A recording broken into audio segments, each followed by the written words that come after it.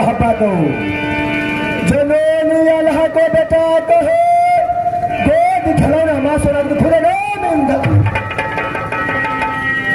लेकिन एक समय की बात है जब मैं 12 बरस का हुआ और मेरा छोटा भाई मुझे 6 बरस का, तब चाचा रुदल सिंह ने नाम लिखवा दिया कहा तो मधुपुर कॉलेज में।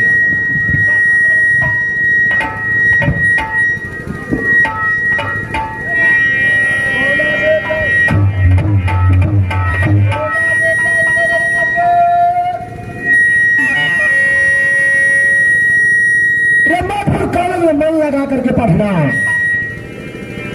जब तक रुदल नाम का परवाना राज महबो से मधुपुर कॉलेज में गए तब तक करापी इलाज कर रही है। अगर आ गया तो सरकार पर गबन। आज 12 बरस गुजर चुका है मधुपुर कॉलेज में, लेकिन जब मैं कॉलेज के लिए निकला तो मेरा छोटा भाई पीछे रह चुका है। मैं आवाज लगाता हूँ अपने भाई को, देखता हुआ आता है या नहीं।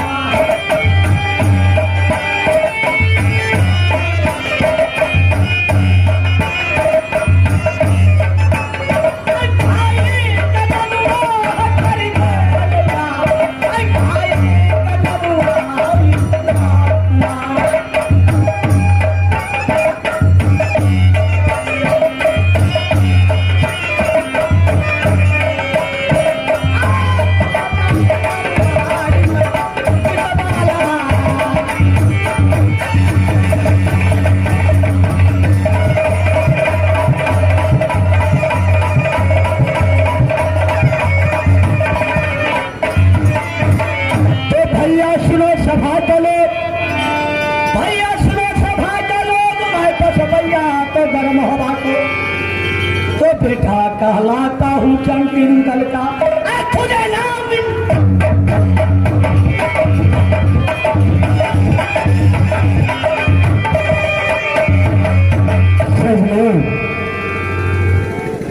जब से मैंने पैदा लिया कहा तो राजमोहता में जब मैं 6 बरस के हुए पिता रुदल ने करा दिया। कहा तो कहा था देखो बेटा नरजेब, जब तक रुदल नाम के ना मंत्र ना परवाना जाएगा तब तक तुम दोनों भाई कभी लौट कर महोबा नहीं आना।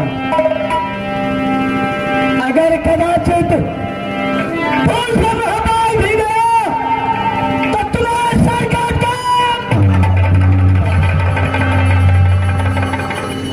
आज 12 बरस हो चुका है मैं मदन कॉलेज स्कूल में, ना मेरा क्या पता है ना कोई खाता आया है महोबा से।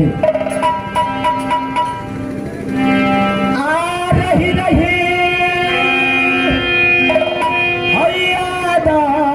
भैया या बचई हैया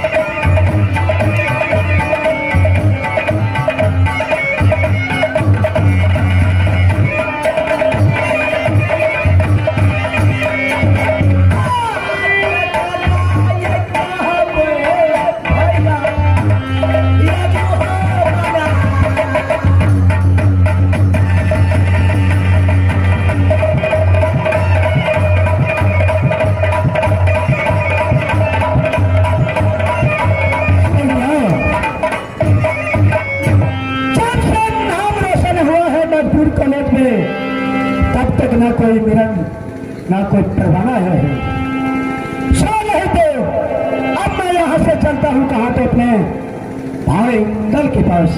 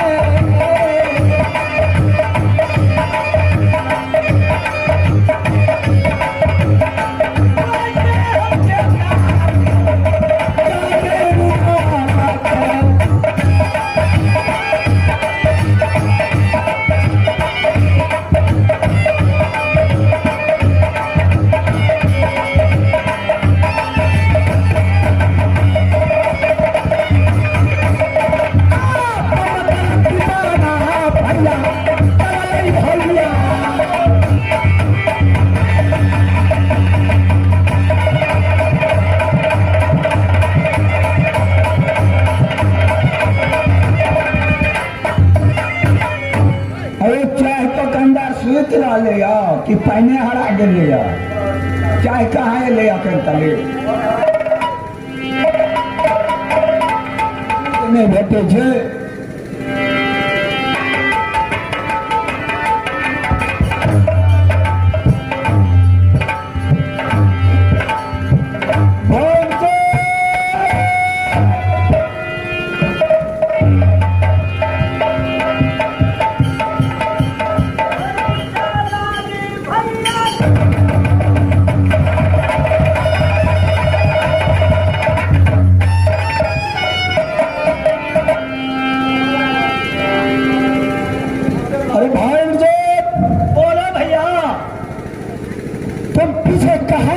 हो क्या बताऊं भैया, तुझे समय का अंदाजा नहीं है, काम नहीं देखता है कि कॉलेज का लेट हो चुका है, फिर भी तू पीछे रह जाता है। देखो भैया, आप तो हमसे बड़े हैं, आपको क्या याद आएगा, लेकिन मैं तो सबसे छोटा हूं, क्यों नहीं, मुझे माँ को याद बहुत आ रहा भैया, इसीलिए मैं पीछे हो जाता हूँ भैया। क्या तुझे माँ को याद आता है और मुझे नहीं आता है? तुझे मालूम है कि प्रतिज्ञा क्या है चाचा उदय सिंह का, फिर भी तुझे माँ का याद आ रहा है, क्या पढ़ने में मन नहीं लगता है? नहीं भैया, तो फिर क्या बात है?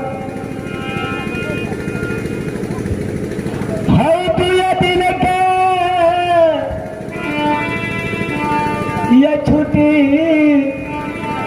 हो भैया, मोहब्बा कहती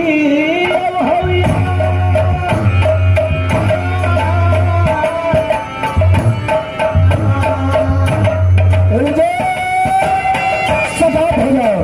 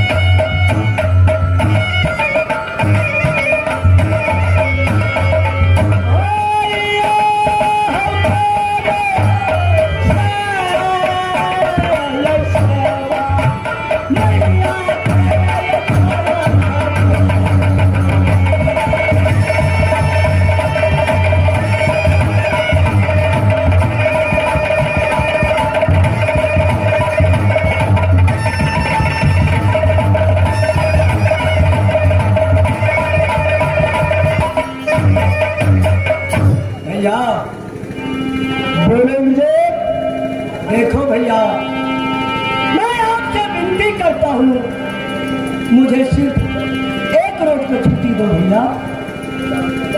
अरे नहीं विजय, तुम्हें चाचा का प्रतिज्ञा याद है या नहीं? परमाना को अगर वहां पर जाओगे तो कदापि नहीं छोड़ेगा चाचा। इसलिए चलो दोनों भाई कॉलेज में पढ़ाई करेंगे। अगर आज तुझे बहुत बात को याद आ रहा है, चलो कॉलेज से छुट्टी कर लेंगे और मैदान में दोनों भाई गेंद खेलेंगे।